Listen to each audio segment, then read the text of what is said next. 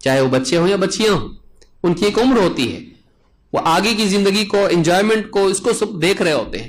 اس میں گھر والے کیا کرتے ہیں, ان کو زبردستی ان کے پاؤں میں, گردن میں لگام باندھنے کی کوشش کرتے ہیں, اور وہ جب نہیں سنتے ہیں تو ان کو اور زیادہ ذلیل کرنے کی کوشش کرتے ہیں. اس سے کیا ہو رہا ہے کہ گیپ ان کا بڑھتا چلا جاتا. پھر گھر میں جو ہمدردی نہیں ملتی وہ باہر تلاش کرنے کی کوشش کرتے ہیں. پھر کبھی ڈرگ ایڈکشن کے ذریعے سے, کبھی بری صحبت کے ذریعے سے, کبھی فرینڈشپ اور محبت اور عشق بازی کے ذریعے سے. آپ کی آواز بہت اچھی لگتی ہے, آپ کی تصویر, آپ کو جب سے دیکھا میرا دل کسی اور کو دیکھنے کو نہیں کرتا. اس کو لگتا ہے کتنا میری قدر ہو رہی, گھر میں میری کوئی قدر کرتا نہیں ہے. گھر میں مجھ کو ایسے کہتے ہیں کہ تیرا کیسا ہوگا ہم کو معلوم نہیں, کون پسند کرے گا تجھ کو.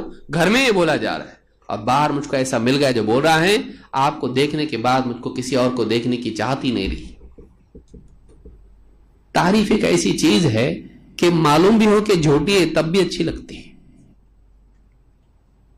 کوئی جھوٹی تعریف کرے اور آپ کو یقین ہے کہ یہ جھوٹی تعریف کر رہا ہے, بلکہ یہ بھی یقین ہے کہ اپنے مطلب کے لیے کر رہا ہے, تو بھی اچھی لگتی ہے, پیچھے چلی جاتی ہے اس کے.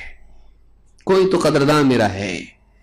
گھر کا ماحول اچھا ہونا, گھر کا ماحول اچھا ہونا. ان میں سے ایک چیز کیا ہے, ایک تو چھوٹے بڑوں سے سلوک صحیح کریں, دوسرے بڑے چھوٹوں سے سلوک کریں, صحیح کریں, اور بڑے آپس میں سلوک صحیح کریں. یہ تینوں چیزیں ہونی چاہیے. بڑوں کے تعلق سے دیکھیے, اللہ کے نبی صلی اللہ علیہ وسلم فرماتے ہیں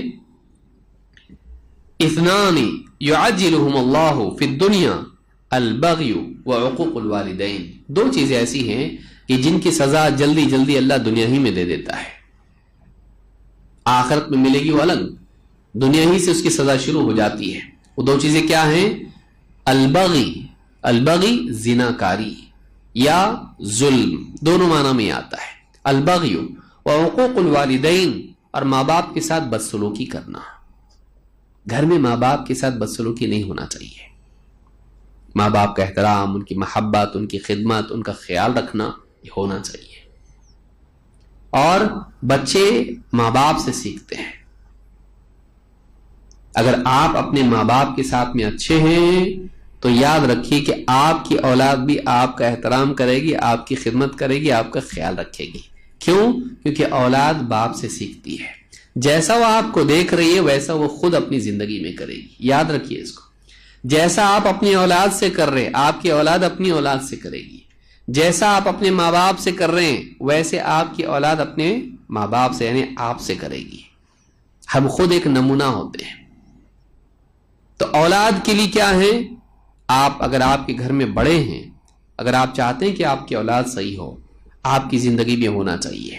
گھر کا ماحول اچھا بنتا ہے جس ماحول میں بڑوں کا احترام, ان کی محبت, ان کی خدمت, ان کا خیال رکھنا ہوتا ہے. بڑے غلطیاں کرتے ہیں, اس میں کوئی شک نہیں. ایک عمر کے بعد انسان بیماریوں میں جب گر جاتا ہے تو غلطیاں بہت کرنے لگ جاتا ہے. اس کی غلطیاں آپ کے لیے جواز فراہم نہیں کرتی ہیں کہ آپ ان کے ساتھ بدسلوکی کرو. بعض اوقات وہ غلطیاں کرتے ہیں, پانی گرا دیا, گلاس پھوڑ دیا, سنا نہیں, یاد نہیں رہ رہا, الٹی کی دوا کھا لی, یہ سب چیزیں ہوتی ہیں ان کی زندگی میں. آپ اگر اس وقت میں ان کے ساتھ شفقت کا معاملہ کرو تو آپ کی اولاد دیکھتی ہے کہ ہاں ہمارے ابا دیکھو ان کے ساتھ کیسا رہے. کل جب آپ بوڑھے ہو جاؤ گے تو آپ کی اولاد بھی ویسا ہی آپ کے ساتھ کرے گی.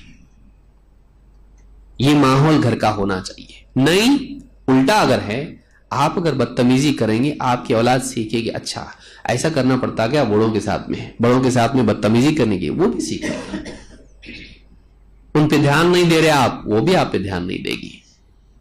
گناہ کی جرت پیدا کرتا ہے. گھر کے ماحول میں ایک ہوتا ہے کہ ایک گناہ دوسرے کو گناہ کرنے کی طاقت دیتا ہے, اور ایک انسان کی اچھائی دوسروں کو اچھائی کی ترغیب دیتی ہے. ہم اچھا اسوہ بنے, گھر میں والدین سے اچھا سلوک ہو. اسی طرح سے بیوی شوہر کا تعلق اچھا ہو گھر کے اندر.